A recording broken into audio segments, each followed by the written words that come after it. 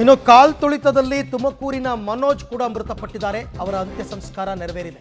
ಯಲಹಂಕದಲ್ಲಿ ಪೋಷಕರ ಜೊತೆ ಮನೋಜ್ ವಾಸ ಇದ್ದರು. ನಿನ್ನೆ ಸ್ನೇಹಿತರ ಜೊತೆ ಸ್ಟೇಡಿಯಂಗೆ ತೆರಳಿದ್ರು ಮನೋಜ್ ಅಂತಕ್ಕಂಥದ್ದು ಗೊತ್ತಾಗಿದೆ. ಸೊ ಫ್ರೆಂಡ್ಸ್ ಜೊತೆ ಹೋಗಿ ಮಿಸ್ ಆಗಿ ಎಲ್ಲ ಒಂಥರ ಡಿಸ್ಪರ್ಸ್ ಆಗಿಬಿಟ್ಟಿದ್ದಾರೆ ಎಲ್ಲರೂ. ಮನೋಜ್ ಕಾಲ್ ತುಳಿತಕ್ಕೆ ಸಿಕ್ಕು ಮೃತಪಟ್ಟಿದ್ದಾರೆ. ಇವತ್ತು ಅವರ ಅಂತ್ಯಕ್ರಿಯೆ ನೆರವೇರಿದೆ. ಪ್ರತಿಯೊಬ್ಬರಿಗೂ ಮಕ್ಕಳೇ ಅಲ್ವಾ, ಎಲ್ರಿಗೂ. ಪ್ರಾಣಿಗಳೇ ಮರಿಗಳನ್ನು ಅಷ್ಟು ಇದು ಮಾಡ್ತವೆ, ಪ್ರೀತಿ ಮಾಡ್ತವೆ. ಮನುಷ್ಯ ಬುದ್ಧಿವಂತ ಜೀವಿ.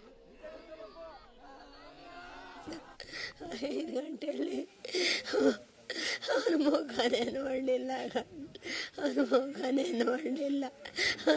ಇರೋನೊಬ್ಬ ಮಗ ನಮ್ಗೆ ಯಾರಾಗ್ತಾರೆ. ನನ್ನ ಮಗನೇ ಇಲ್ಲ ಅಂದರೆ ನಾವು ಬದುಕಿದ್ದೇವೆ ಅಂತ ಹೇಳಿ ನನ್ನ ಮಗನ ಯಾರು ನನಗೆ ಕೊಡ್ತಾರೆ? ನನ್ನ ಮಗ ಬೇಕು, ನನ್ನ ಮಗ ಬೇಕು. ನನ್ನ ಮಗ ಇಲ್ಲ ಅಂದ್ರೆ ನಾವು ಹೆಂಗೆ ಅಂದೆ? ಯಾರವ್ರು ಇರೋದು ಮಗ?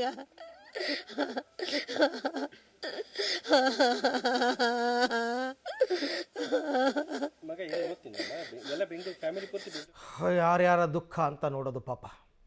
ಅವರವರ ಮಕ್ಕಳು ಅವ್ರವ್ರಿಗೆ ಹೆಚ್ಚು. ಪರಿಹಾರ ಕೊಟ್ಟು ಕೈ ತೊಳ್ಕೊತೀವಿ ಅಂತಕ್ಕಂಥ ಸರ್ಕಾರಕ್ಕೆ ಕೋರ್ಟೇ ಇವಾಗ ಸರಿಯಾದ ಚಾಟಿಯನ್ನು ಬೀಸಬೇಕು.